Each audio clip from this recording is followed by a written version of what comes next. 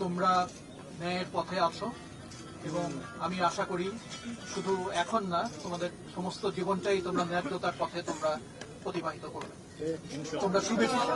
তোমরা সুবিচারের পক্ষে আছো, ন্যায্যতার পক্ষে আছো, ন্যায়ের পক্ষে আছো। আমি আমার বয়স হয়েছে, কিন্তু আমি তোমাদের দেখে, তোমাদের সাহস, তোমাদের দৃঢ়তা দেখে শিক্ষক হিসাবে আমি গর্ববোধ করি।